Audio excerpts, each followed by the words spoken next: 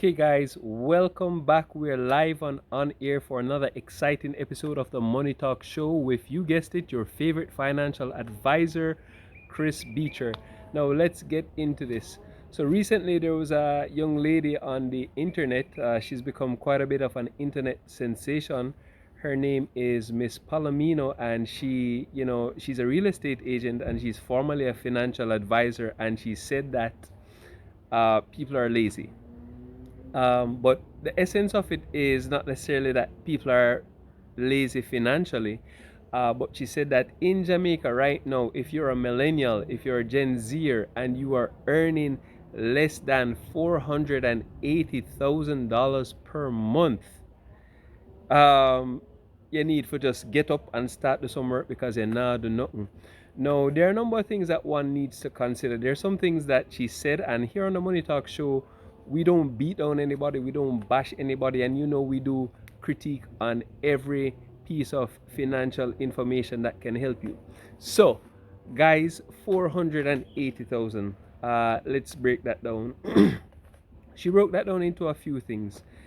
She said that right now, if you're not earning at least $180,000, right, you can't live in a one-bedroom apartment because basically, depending on your geographical location, a one-bedroom apartment running for with a mortgage that might be 25 for a $25 million house, and roughly the mortgage is run at 10 to 12,000 dollars per million. You're looking at roughly a mortgage of $130 per month. So if you're earning less than 480 per month, or if you're earning 480 per month, that means that you would be just down to $350,000 if it is that you're earning $480,000 per month. No, she also said that if you are driving a nice vehicle, or maybe if you bought a car brand new, you'd be paying maybe something like 80 grand a month. So if you had something like a HRV or a Honda City or something like that, we're looking at running maybe 80 grand per month. So when I put that in my calculator, we are down to just about $270,000 left. Now let's say that you run a job. Obviously, you're gainfully employed, you're paying a mortgage, you bought a brand new car, and now we're talking about gas. Your gas money alone going to be about 50 grand per month with the raise in the gas prices. So you can safely say that out of that 270, you're back down now to about 220, right? Uh, we're covering our four walls here first, of course. If you have a good life insurance policy, critical care, life insurance that you would have been using to cover your mortgage, life insurance to protect your family and any dependents that you might have, or any investments, I just wrapped that up into 20 grand and said that we're down to 200,000. Now let's talk about food. If you're living as a single, maybe food for the month can run you maybe something like, oh, there's a bee flying around. I'm in Beacher's Garden today, by the way. Maybe food could run you somewhere about maybe 40 grand for the month safely. So you guys can see that you have about $160,000 left. And of course, you know that we say pay yourself first on the Money Talk Show. And we said that you should aspire to have a savings of up to 10 to 20% depending on the level where you're at, or depending on your debt. So of course we'd be doing the 10% on the 480. So safely, that should be, you're saving 48,000 to $50,000 per month based on that principle. So you guys are now safely down to 120, and your disposable income would be roughly just a little bit about uh, 80 grand, because we haven't considered things like your light bill and your water bill, which I'm going to put in at 20 grand each. I know your water will never come up to 20 grand. Your light bill could, depending on the area that you live in, but of course you have some miscellaneous things that are rolled into your expenses. So let's say that you have 80 grand left of disposable income. Now she's saying that at minimum, you can't go on a hotel vacation more than twice a year. Now, guys, we have to be very cognizant of the time that we're living in. We're living in very perilous times. And by perilous, I mean we are about going into a second recession. Um, we are in a crisis. So if um, basically America cough, we sneeze. So the prices of things are going up. I remember when I was in prep school, the cost of a patty was $20. Now I'm understanding depending where you buy that patty might cost anywhere from 240 to 250. Guys, that's crazy. This thing has increased more than 400% in terms of cost. So inflation is a real thing. Do you need to go to a hotel, all inclusive hotel at that? No, you don't. So guys, I don't want you to feel any less than if you're not earning anywhere north of $480,000 per month, because the reality is, if we check Statin, which is the Statistical Institute of Jamaica, we see that the median salary out there is just about right now, as things have progressed and increased, is anywhere between $80,000 to $150,000. In other words, if you went to the university and you got a good degree, right, in maybe finance, and you went on the line to be a bank teller, depending on the bank that you would have gone to, your salary would have been $150,000 per month. Now, this is a starting income that I would say, and there are ways that you can definitely work towards increasing your income over time. But you have to understand that when you just come out of college, you're not that smart. Sorry, let me say that again. When you come out of college, you have high IQ because you've earned a degree, but your financial IQ is low, and your EQ is also low, because the relationship that you would have had with money over time is, a proportional relationship.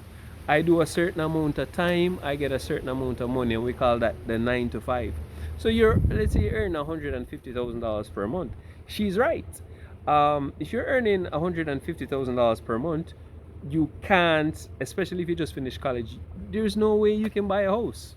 You have to rent. Now, here's the thing.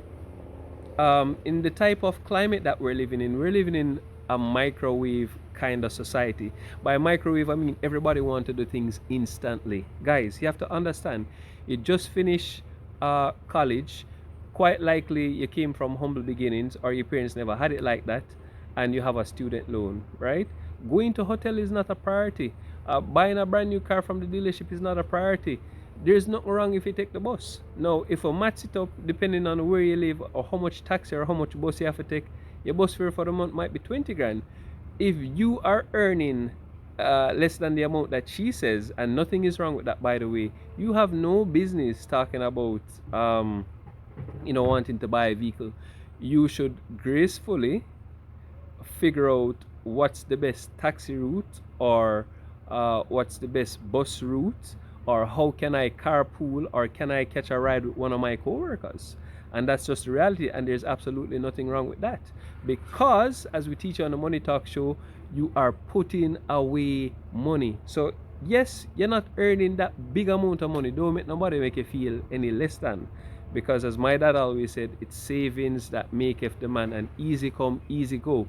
You find that a lot of people who earn a very high income, they also have expenses that match their income, right? So lifestyle expenses with increases in wages. And there are a lot of persons in Jamaica who are in their 30s and 40s, and we call that the messy middle, because at this stage of life, this is a stage of life where from your 20s till now, you're actually saving up your deposit for your home. You're actually moving from taking the bus, transition into a car, or if you had a beta before, you feel like, all right, this is my time now to buy a brand new Honda Accord, and you want a 2-bedroom house, or you might be talking about investment property. So this is where we actually make a lot of financial mistakes. It's not in the 20s, it's in the 30s where you are having that lifestyle creep. I deserve this. Oh, I deserve that dress. I deserve those red bottoms. I deserve to drive in A's. You don't, guys. Anyways, let me get back to the thing. So, if you're earning less than $480,000 per month, it's going to take you a little bit longer. But what you need to be doing is minimizing your expenses, living way below your means, budgeting and making sure your budget is on point and that you're reworking it every month. And you need to start setting goals, right? Because at our 10% saving ratio, even if you're saving at 20%, if you earn $150,000 per month, depending on if you're doing 10% or 20%, you're looking at $50,000 to $30,000 per month. Now, on an annual basis, we're looking at roughly about a little bit over 300,000 per month. So if you're saving for your first house, especially if you're doing it as a single and you're not a married couple, because I believe in combining finances, but not everybody will have that luxury like myself. We are definitely looking at you saving a solid maybe 5 to 10 years, especially in the early 20s as you transition to your 30s, before you will be ready for the purchase of a home. But you guys can still make investments. We have one of the best stock exchanges in Jamaica. You can open a brokerage account. You can link with well, I use NCB, somebody from NCB Cap Markets, and you can start to invest little by little. There are ways that you can make money online, and when you're young, guys, you have all the energy, so you should be thinking about side gigs and how you can increase the income. So outside of saving from your primary source of income, which is your salaried job, there are other things that you can do on the side which can come close to match or even surpass your 9 to 5. Because the idea is that you want your 9 to 5 to take care of your four walls, but in terms of your side hustle is what is really going to be propelling you in terms of giving you that extra income that you need to save and invest to propel you to the future. So my thing is, guys, the race is not for the swift, but for those who can endure it. And so no matter what make you feel less than if you're not earning $480,000 per month minimum, because the truth is that Statistical Institute said the median salary again is between 80 and $150,000 for degreed persons. If you don't have a degree, that's another story we're talking about. So guys, peace out, bless, one love. Remember to like and subscribe to this channel. I want to see some comments on what you thought about that. Can you survive in Jamaica and live a decent life if you earn less than $480,000 per month? Do you think that you have to absolutely be earning upwards of $400,000 or $480,000 per month to live good in Jamaica? I want to hear your thoughts, people. Big up on yourself, all future millionaires. This is your favorite financial advisor, over and out. Thank you for tuning in to this episode of the Money Talk Show.